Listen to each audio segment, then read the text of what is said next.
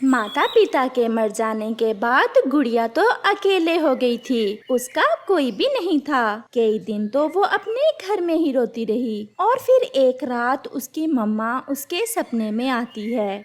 गुड़िया मेरी जान, आपकी मामा तो इतनी कमजोर ना थी। हालात का मुकाबला करो मेरी बेटी। अगर ऐसे ही रोती रहोगी तो हमारी आत्मा को भी शांति नहीं मिलेगी। मेरी बेटी, मैंने आपको सब सिखा रखा है। अपने घर से बाहर निकलो और अपने जीवन की शुरुआत करो। मम्मा और पापा सारी जिंदगी साथ थोड़ा रहते हैं। सबने ये जंगल छोड़कर चले जाना है। आपकी तो अभी सारी जिंदगी पड़ी है। अगर ऐसे छुपकर घर में बैठ जाओगी तो ये जालिम समाज आपको जीते जी मार देगा। गुड़िया की आंख खुल जाती है और वो जाग जाती है। मम्मा, मैं आपको जी कर दिखाऊंगी। मम्मा, मैं जान गई। मम्मा, मैं मान गई। अब मुझे अकेले ही जीना होगा। मैं आपकी बहादुर बेटी हूँ और मैं आपकी तरह ही एक अच्छा जीवन गुजारूंगी। सुबह हो जाती है। गुड़िया पहली बार अपनी माँ के बिना अपने घर से बाहर निकलती है। वो उड़ते उड़ते नदी की दिशा में जाती है। क्या तुम रानो चिड़िया की बेटी हो जो कुछ दिन पहले मर गई थी? जी आंटी, मैं रानो चिड़िया की ही बेटी हूँ। तुम जवान हो और ऐसे अकेले कैसे जीवन बिताओगी? मेरा मतलब कोई रिश्तेदार नहीं है आपका? नहीं आंटी, मेरा इस जंगल में कोई भी नहीं है। मैं आज पहली बार माँ के बिना घर से निकली हूँ। क्या आप भोजन की खोज में मेरी मदद कर सकती हैं? हाँ हाँ गुड़िया, ये तो बहुत आसान है। मैं और आपका अंकल कालू दूसरे पक्षियों के घर से भोजन चोरी करके खाते हैं। आप भी मुझसे सीख लो कि चोरी कैसे करते हैं और फिर तुम्हारी भोजन की चिंता खत्म हो जाएगी। नहीं आंटी, मम्मा ने मुझे ऐसे बुरे काम करने से मना कर रखा है। तो फिर पेट कैसे भरोगी? पेट की आग बुझाने के लिए सब करना पड़ता है। ये देखो, ये अमरूद बहुत मीठा है। अभी अभी मैं तोते का चुरा कर लाई हूँ। थोड़ा सा खा कर देखो, फिर पता चलेगा तुम्हें कि चोरी करने में कितना मजा है। परंतु गुड़िया कुछ कहे बिना वहाँ से चली जाती है। अपनी माँ की तरह बड़ी ईमानदार लगती है। ये गुड़िया तो भूखी मरेगी, इससे कहाँ से भोजन मिलेगा? गुड़िया दूर जाकर पहाड़ों पर बैठ जाती है। वो सुबह से उड़ रही थी, परंतु उसे अभी तक कुछ भी खाने को ना मिला था। फिर वहाँ कबूतर आ जाता है। गुड़िया, आप यहाँ क्यों बैठी हुई हो? अंकल, मुझे बहुत भूख लगी हुई है। भोजन की खोज में निकली थी, परंतु मुझे तो अभी तक कहीं से कुछ भी खाने को नहीं मिला। गुड़िया बेटा, आपकी मम्मा हमारी अच्छी दोस्त थी। मेरा एक छोटा सा ढाबा है बड़ी नदी के पास में। वहाँ दाल चावल बेचता हूँ मैं। अगर आपको अच्छा लगे तो कल सुबह से आप भी मेरे ढाबे पर मेरे साथ काम करवा सकती हो। क्या सच अंकल? अंकल, दाल चावल तो मैंने मम्मा से बहुत अच्छे से बनाना सीख रखे हैं। ये काम तो मैं बहुत अच्छे से कर सकती हूँ। सच बेटा, अगर आप मेरे साथ काम करोगी तो इससे आपका भी अच्छा गुजारा हो जाएगा और मेरा काम भी आसान हो जाएगा। अंकल कबूतर, मैं कल से ही बड़ी नदी पर आ जाऊंगी। ये लो गुड़िया बेटा, ये कुछ भोजन है। आप ये घर जाकर खा लेना और सुबह नदी पर मिलेंगे। ऐसे गुड़िया और कबूतर वहाँ से चले जाते हैं। दूसरे रोज गुड़िया सुबह सवेरे ही कबूतर के ढाबे पर पहुँच जाती है। गुड़िया, आपका स्वागत है। मैं उम्मीद करता हूँ कि आप अपना काम अच्छे से करोगी और हम मिलकर इस काम को और बढ़ाएंगे। फिर गुड़िया दाल चावल बनाती है। अंकल, अब आप देखना, जो पक्षी भी हमारे दाल चावल खाएगा अपने पंख चाटता रह जाएगा। वाह वाह, आज तो कबूतर आपके दाल चावल बहुत स्वादिष्ट हैं। आज तो मजा ही आ गया। रानो की बेटी कब से काम पर रख ली है कबूतर तुमने? गोरी, आज इसका पहला ही दिन है। बहुत स्वादिष्ट बनाती है गुड़िया दाल चावल। ये तो मानना पड़ेगा, ऐसे दाल चावल तो पहले कभी नहीं खाए।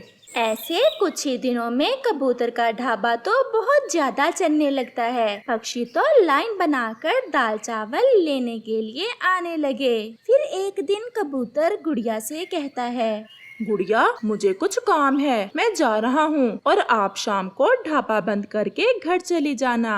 अंकल आप जाएं, मैं शाम तक काम करूंगी, मैं सब कर लूंगी। कबूतर वहाँ से चला जाता है। गोरी और कालू भी वहाँ आते हैं। गुड़िया, आज अकेले ही काम कर रही हो? ये लो पैसे और हमें एक प्लेट दाल चावल दो। और हाँ, दाल थोड़ा ज्यादा डाल देना, 3 दिन बाद खा रहे हैं हम दाल चावल। सूखा दाना खा खा कर मेरा तो पेट खराब हो गया। ये ले आंटी, मैंने दाल ज्यादा डाल दी है। देखा आंटी, चोरियां करने से ये काम तो अच्छा है ना। आपने मुझे गलत राह दिखाने की कोशिश की और कबूतर अंकल ने कैसे मेरी मदद की और मुझे अच्छा काम करने को मिल गया। वो पक्षी कहीं दूर से आया था और उसे दूसरे जंगल जाना था। वो अपना बैग रखता है और गुड़िया से कहता है, मुझे बहुत जोरों की भूख लगी है। दूर से सुगंध आई और मैं इस दिशा में खिंचा चला आया। क्या है आपके पास?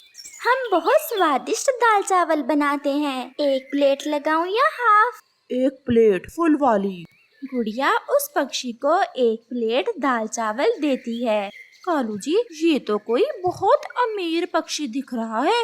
हाँ, और इसका बैग तो देखो कितना सुंदर है। आपके पंखों के दाल चावल तो बहुत स्वादिष्ट थे। हम बहुत मेहनत से बनाते हैं, स्वादिष्ट तो होंगे ही। फिर वो पक्षी कुछ पैसे देकर वहाँ से चला जाता है। वो अपना बैग वहीं भूल जाता है। कुछ देर बाद गुड़िया का ध्यान उस बैग पर जाता है। अरे, वो पक्षी अपना बैग तो यहीं भूल गया। लाओ गुड़िया, ये बैग हम ले जाते हैं। अगर वो पक्षी लौट कर आया तो हम दे देंगे उसे। नहीं आंटी, इसे मैं अपने पास ही रख लेती हूँ। जरा देखे तो इसमें है क्या? ऐसा कहते हुए कालू उस बैग को खोल देता है। वो बैग तो नोटों से भरा हुआ था, उसमें गहने भी थे और बहुत कुछ। हाय, मैं मर गई, इतना कीमती बैग। गुड़िया मेरी बच्ची, ऐसे मौके बार बार पंख नहीं लगते। हम ये सारा माल आधा आधा कर लेते हैं। हम किसी को भी इस बैग के बारे में नहीं बताएंगे।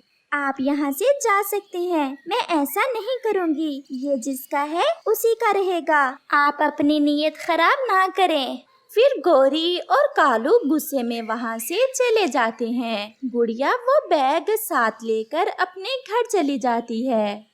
घर जाकर वो बहुत डरी हुई थी कि कहीं गोरी और कालू वो बैग चोरी करने उसके घर न आ जाएं। फिर उसके दिमाग में एक उपाय आता है। गुड़िया उस बैग में सब रुपए और जेवरात निकालकर एक दूसरे बैग में डाल देती है और उसमें सूखे तिनके डालकर रख देती है और वो सो जाती है। दूसरी तरफ गोरी और कालू को तो नींद नहीं आ रही थी। वो तो उस बैग के बारे में ही सोच रहे थे।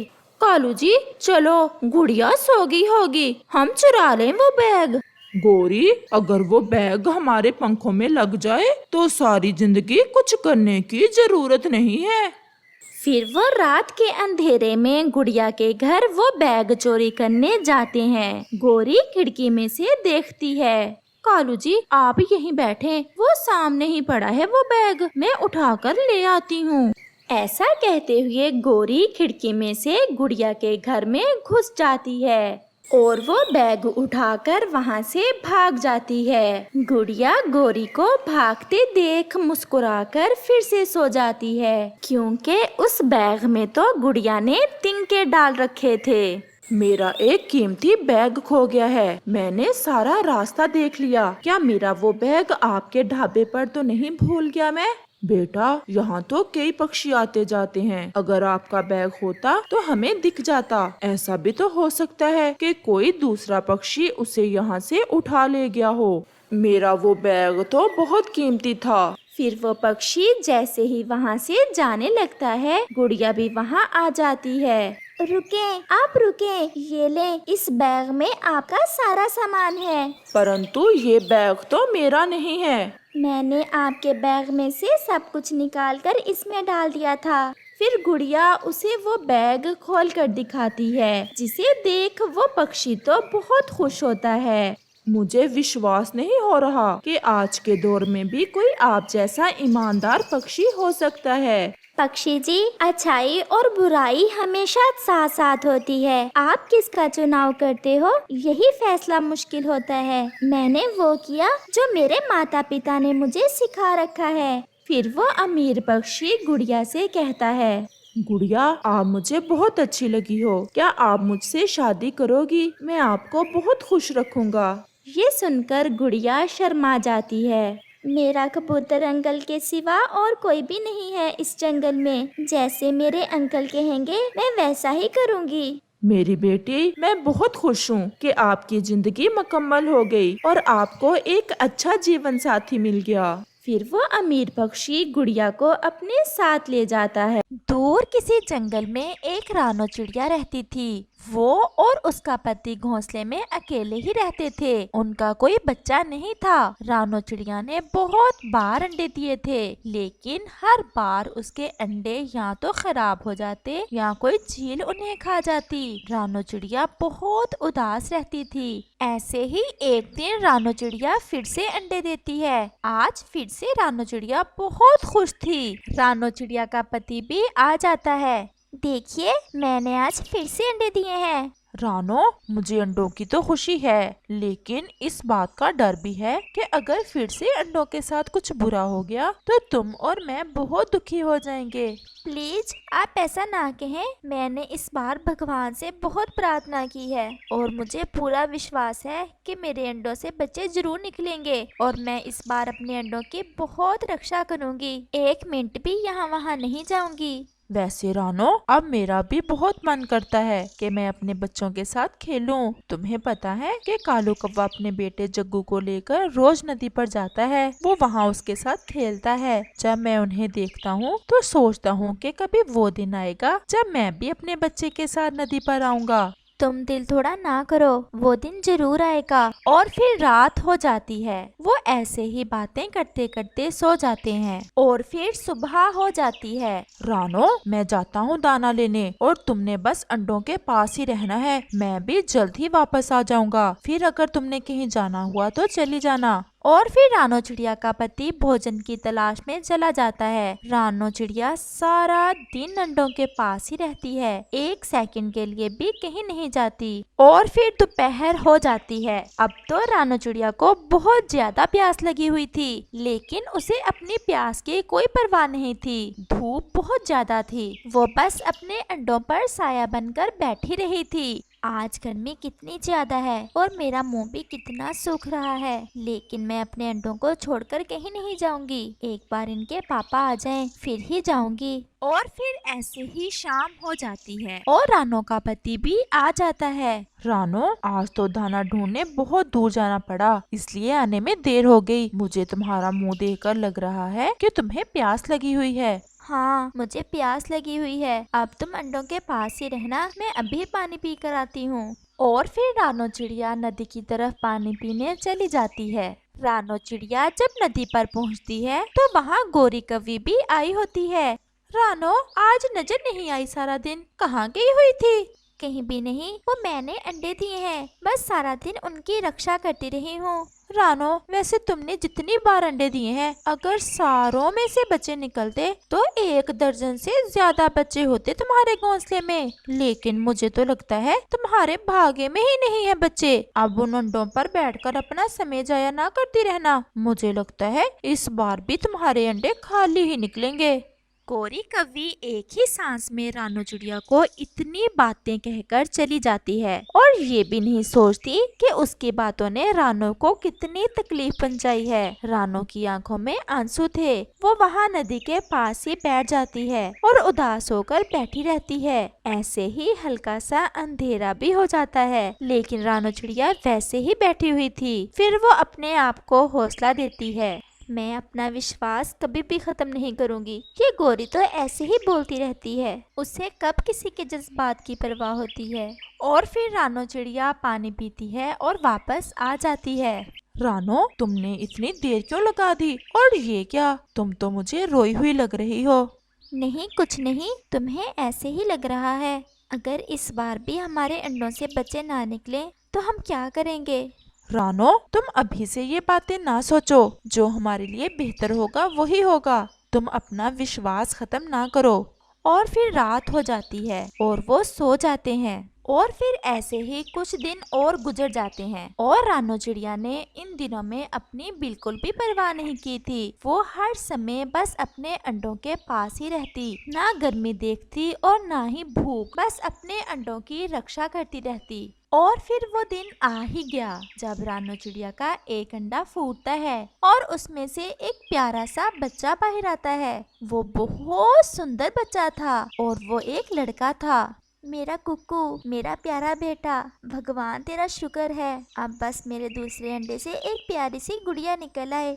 और फिर कुछ देर बाद दूसरे अंडे से भी एक गुड़िया बाहर आती है। वो भी बहुत सुंदर थी, लेकिन वो थोड़ी कमजोर लग रही थी। और फिर उनका पापा भी आ जाता है। बच्चों को देखकर पापा भी बहुत खुश हो गया था।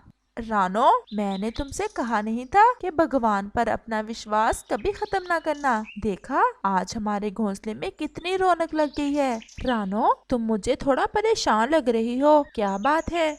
हमारा बेटा तो स्वस्थ है, लेकिन मुझे गुड़िया कमजोर लग रही है। तुम चिंता ना करो, हम अपनी गुड़िया को वैद्य जी से चेक करवा लेंगे। रानो चिड़िया बहुत खुश थी, लेकिन साथ ही अपनी बेटी को लेकर थोड़ी सी बेचैन। अगली सुबह रानो चिड़िया और उसका पति अपनी बेटी सोनो चिड़िया को लेकर वैद्य जी के पास जाते हैं। वैद्य जी सोनो को अच्छे से चेक करता है।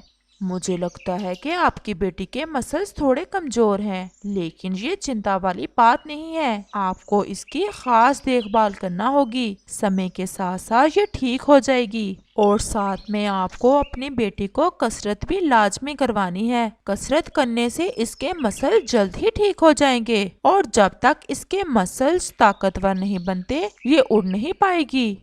रानो चिड़िया वैद्य जी की बात सुनकर थोड़ा परेशान हो जाती है। वो अपनी बेटी को लेकर वापस आ जाते हैं। रानो, जैसे हमने पहले अपनी आशा खत्म नहीं की थी, ऐसे अब भी नहीं करेंगे। तुम देखना, हमारी सोनो बहुत जल्द ठीक हो जाएगी। मेरी बेटी जरूर ठीक होगी। मैं अपनी बेटी का बहुत ख्याल रखूंगी। वो अभी बातें कर रहे थे कि कालू कौवा और गोरी कौवी भी आ जाते हैं। बहुत बहुत बधाई हो आप दोनों को। कालू, तुम्हारा बहुत धन्यवाद। क्या क्या हुआ है? क्या दोनों बेटे हुए हैं? नहीं, एक बेटा है और एक बेटी, मेरा कुक्कू और मेरी सोनो। रानो, ये तुम्हारी सोनो ऐसे कमजोर सी क्यों लग रही है? कैसे छुई मुझी लग रही है? गोरी बहन, सोनो के मसल्स थोड़े कमजोर हैं। वैद्य जी से चेक करवा कर आए हैं। वैद्य जी कह रहे थे कि परेशानी वाली बात नहीं है। समय के साथ साथ सोनो बेटी बिल्कुल ठीक हो जाएगी। अच्छी तरह तसल्ली कर लेनी थी, कहीं अपाहज तो नहीं है तुम्हारी बेटी। गोरी, ये कैसी बातें कर रही हो? मेरी बेटी बिल्कुल ठीक है, बस थोड़ी कमजोर है। गोरी, तुम्हारे मुंह में जो आता है बोल देती हो, कुछ तो सोच लिया करो। वैसे इतना भी गलत नहीं कह दिया मैंने, मुझे जो लगा मैंने कह दिया। और ऐसे कहकर गोरी वहाँ से चली जाती है। रानो बहन, तुम इसकी बात का गुस्सा ना करना, गुड़िया बिल्कुल ठीक है।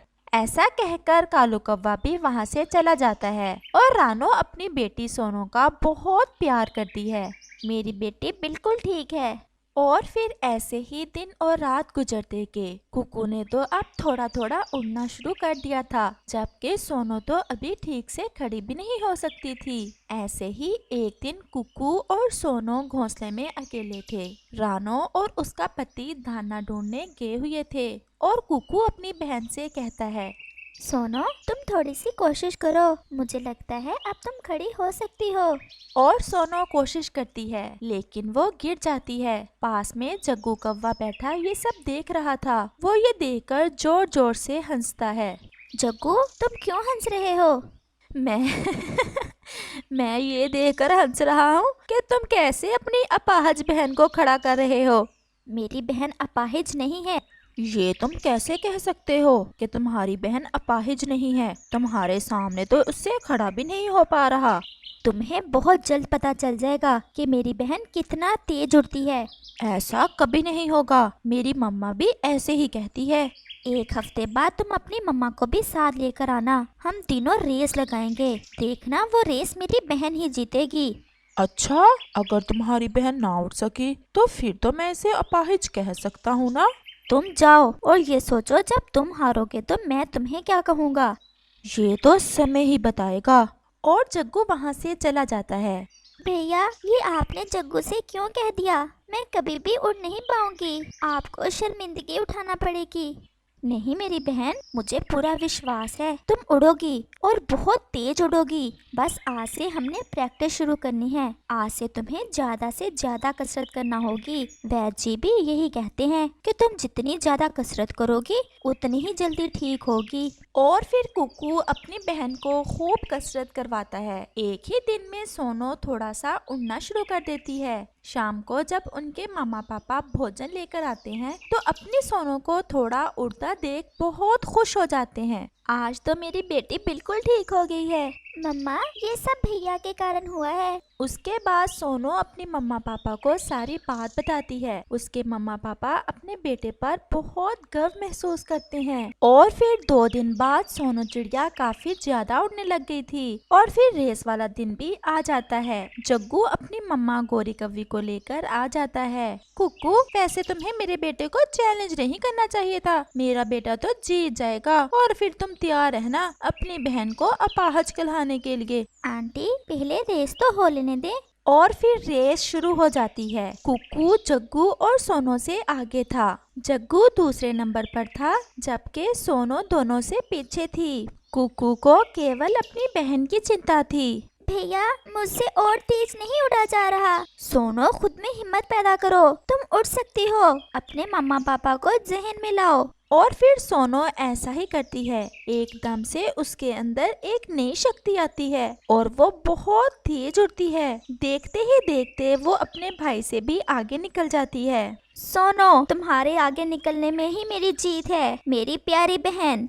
नीचे खड़ी गौरी का तो एक रंग आ रहा था और एक जा रहा था। रेस का समय खत्म हो चुका था और सोनो चिड़िया रेस जीत चुकी थी। सोनो के मम्मा पापा की आंखों में खुशी के आंसू थे। गौरी आंटी आप बताएं जग्गू को क्या कहें, अपाहज या कुछ और? गौरी तो तुरंत वहाँ से भाग जाती है और जग्गू उसके पीछे और वो सब हंसने लग जाते हैं। इस कहानी से हमें सीख मिलती है कि हमारी जिंदगी में जितनी भी मुश्किल आ रही हो, हमें खुद पर विश्वास कभी भी खत्म नहीं करना चाहिए।